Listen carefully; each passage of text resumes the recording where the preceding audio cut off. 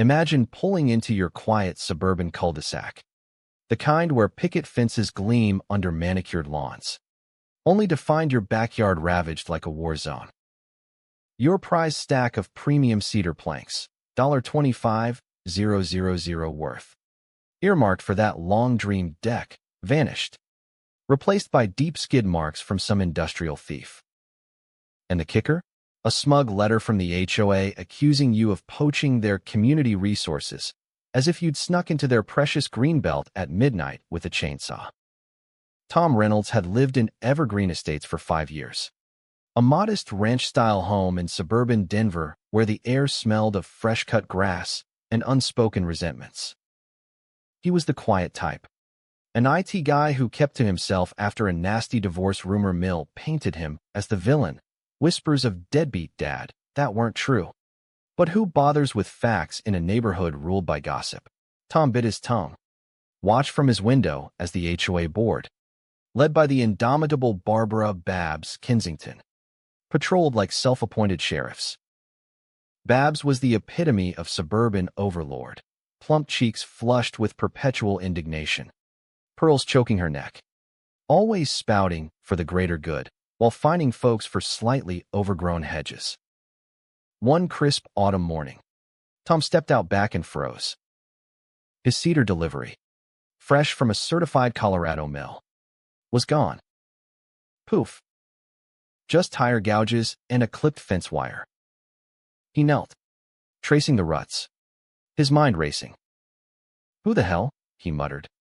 But deep down, he suspected. The sheriff's deputy arrived later, snapping pics with a yawn. Probably kids or scrappers, the cops said. Tom nodded politely, but inside, he was cataloging every detail, the precise width of those tracks matching the HOA's maintenance rig. Then the letter arrived, stamped with the HOA's pretentious eagle logo. Dear Mr.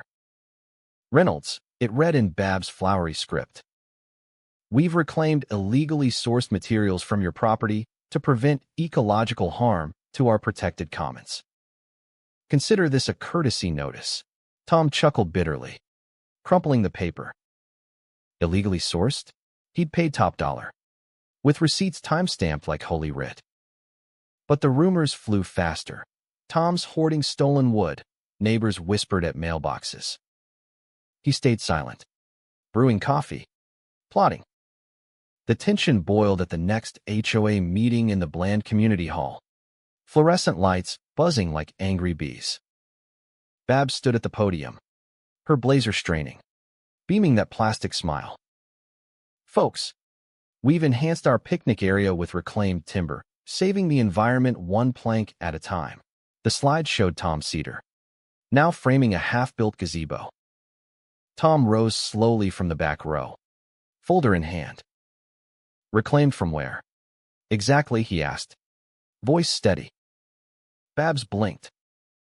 From violators undermining our bylaws. Mr. Reynolds. We acted swiftly for order's sake. He laid out his invoices, delivery logs, even a mill affidavit. These are mine. You broke my fence. She waved it off.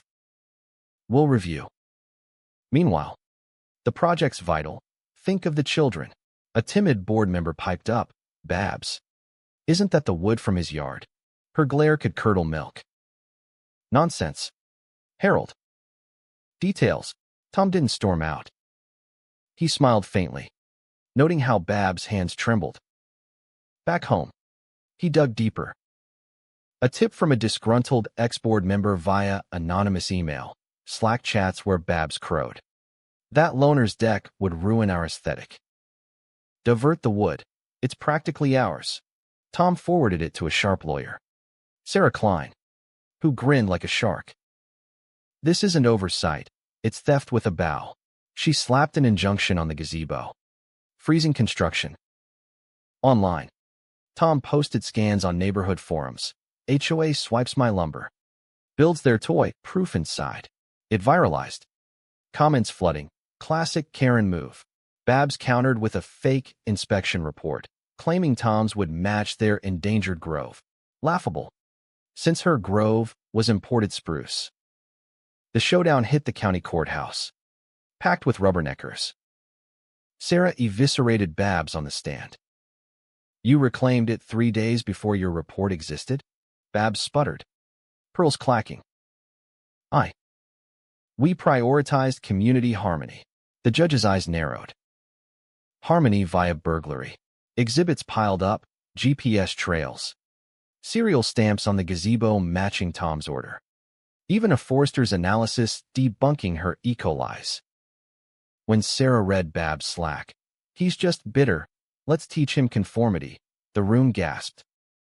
Babs deflated, her haughty facade cracking into sweaty panic. "It was for the rules," she whined. The verdict?